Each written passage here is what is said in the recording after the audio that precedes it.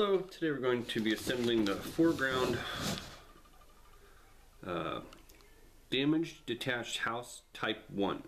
Looking at this model, they actually had it in stock at the game store the other day when I was down there playing. I had to buy it.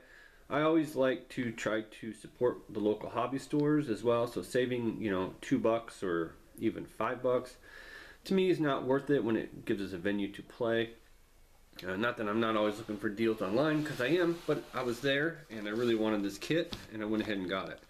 The 4Ground stuff, I have the one house. Alan has the damaged house. This would be another damaged house. So looking at this product, they obviously, if you play with them on your tabletops, they're pretty amazing. So I'm going to be assembling this today. I am not a master hobbyer, hobby crafter. I know that there are people out there that do videos. This is more of a, if you're thinking about getting this and maybe want to know what it entails. The house that I put together was very simple. The precision cuts on these items are top notch from everything I've ever encountered so far with them.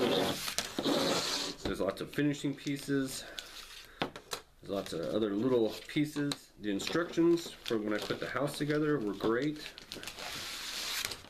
So it's going to give us a bunch of outer stuff. It's going to give us the interior stuff. And then this is going to be our main walls and whatnot as well. So then let's take a look at the instructions. It's basically just going to be one paper giving us the instructions, front start to finish. So we're going to go ahead and start assembling this, and it says that we'll need some glue, so I do have glue, and we're going to go ahead and get started.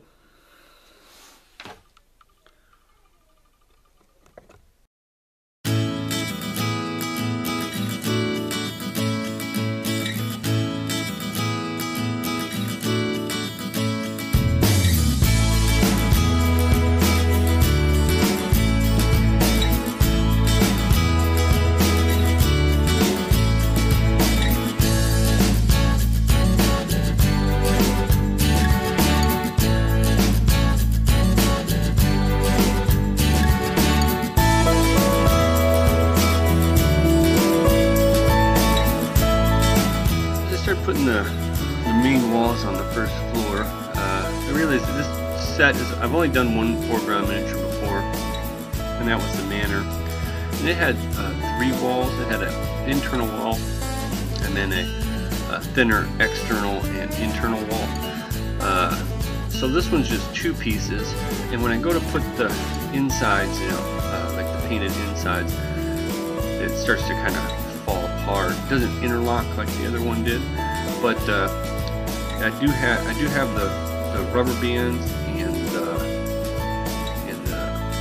clothespins from doing the Manor, so I use those in this. I would encourage anybody doing this model to probably have a couple of these, in particular the rubber bands, because when you pinch the tops, to get a nice tight seal up against the part there, the bottom kind of pulls out.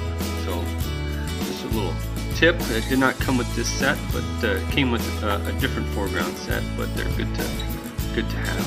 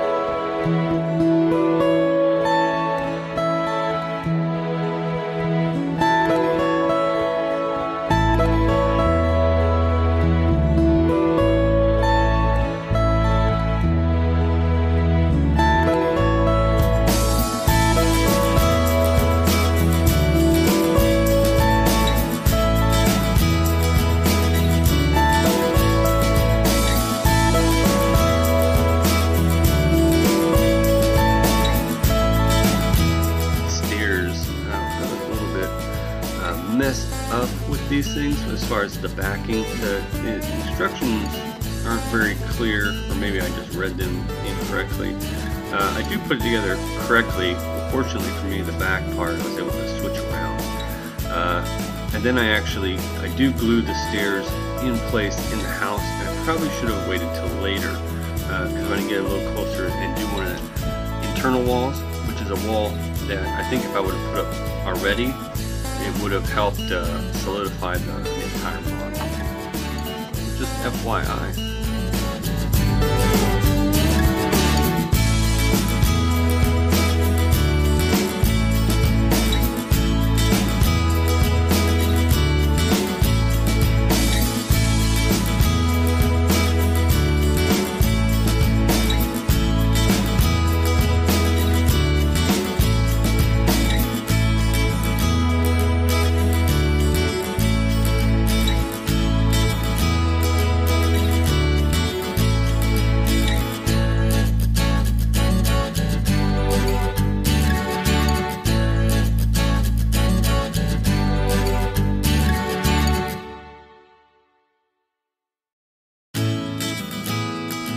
So here I had glued those stairs in, and then I got distracted with the family, went upstairs, put a sweatshirt on, and came back down, and the stairs had already kind of set. You see, I'm putting this internal wall in now, and I actually have to press that thing in pretty hard, and it doesn't quite fit in the bottom, and that really kind of, well, not really, it does. This is kind of a pain later when I'm doing some of the brickwork. It doesn't line up exactly perfect because I'm just a little bit off. So I should have done that internal wall and then those walls around the staircase. Got those placed in first, and then because that's what the instruction says, set off to the side and do those. But I took a break, and a lot of times I do my models so fast and I hold them all together until they dry that I can maneuver that stuff around. But since I took a break and everything's set, I wasn't able to do that. So this is the second floor now I'm getting ready to start on.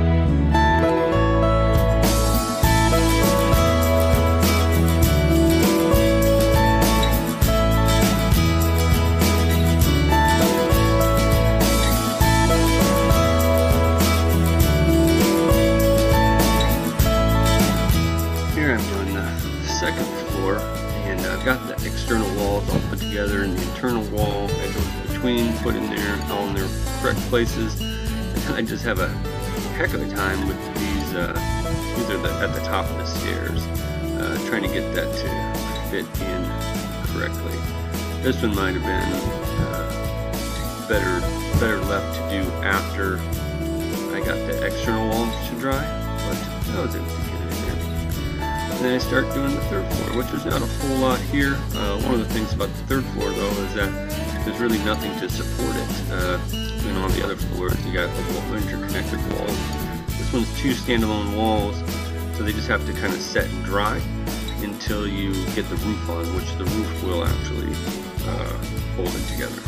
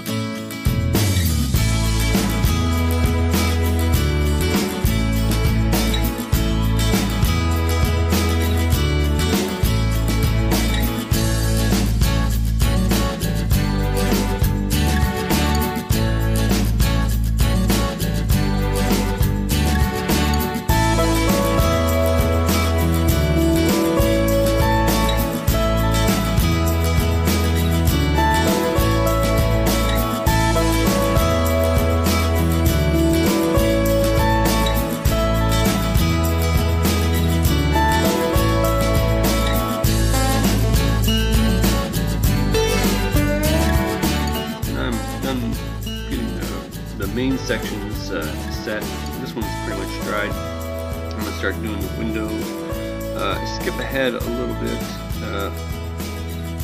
I have to try to these little pieces pop out, and then I do end up doing a couple of windows out of sequence, but basically that just fits in those pop out pieces. You fit that little brick in there, and so it's nice little touches of missing pieces of brick. And then these end cap walls on the ends of these things also take brick, and that ends up looking pretty sharp with that exposed brick.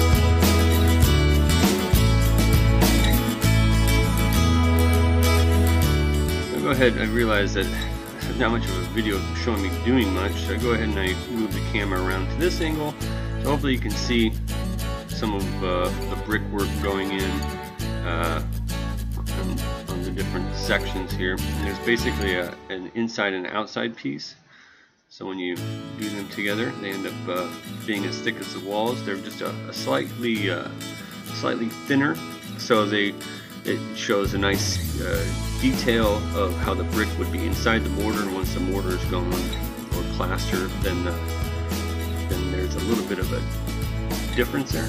Pretty nice detail. Really looks sharp.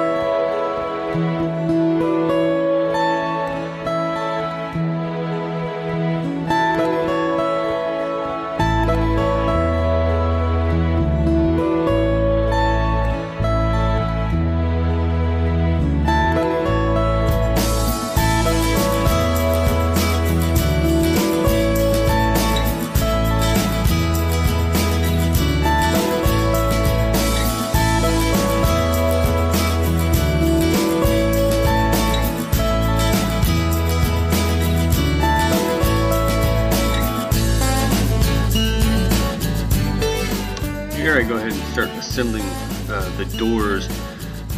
Yeah, I had a little difficult time with trying to understand the instructions of the little picture. I got all the pieces out just fine, but the main door seemed like the picture was backwards as far as a left-hand and right-hand door. And then these little Z items that go on the back. I just have dyslexia or something when it comes to the picture. I end up putting them on incorrectly like 5 times. They make no difference when it comes to the actual use of the model. The other thing later on about the doors is that the doors on this building are not functional. There is a little tab there. If I had wanted to, I could have taken a piece of scrap or found a piece of that would look nice and easily glued that over the portion of the door to probably allow the doors to be somewhat operational. But the manor house that I did before, all the doors were operational. So this is just me figuring out the doors, and then I put on all the little door handles. They're a snug little fit. Once I figured out how to get those in there without breaking them, they went together pretty smoothly.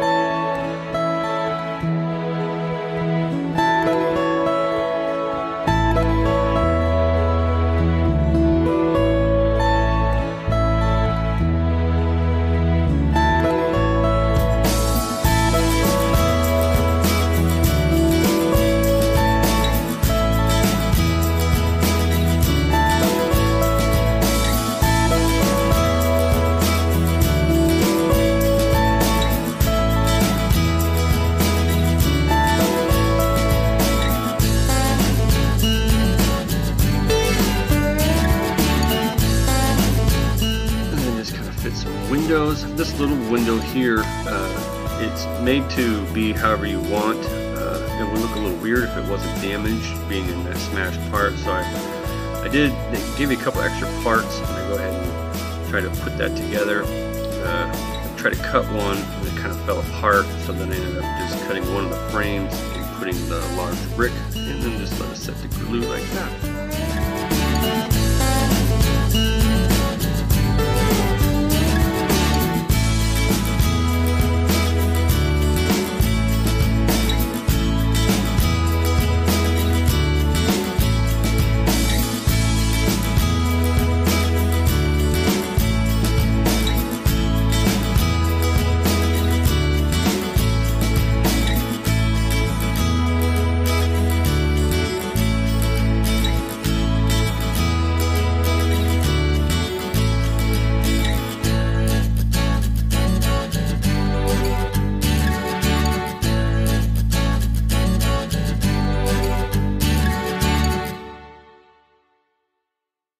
So then lastly, there's a couple odds and end bits you can throw together or just put down for look like destroyed rubble, timbers, extra tiles. A nice little touch. So I just threw a couple of those in there. And then that's pretty much the entire house. Start to finish, it took me, I think, 2 hours to make this thing. Like I said, I'm not a master hobby crafter. I like to get my stuff together. Got it fitted together, went together pretty smoothly, pretty easily, even for somebody like me. And it looks great. It's going to look awesome on the battlefield. All the levels come apart. Not a whole lot of playability with this model as far as windows and openings. It's just going to take up some space and maybe take part in the game. But thanks for watching.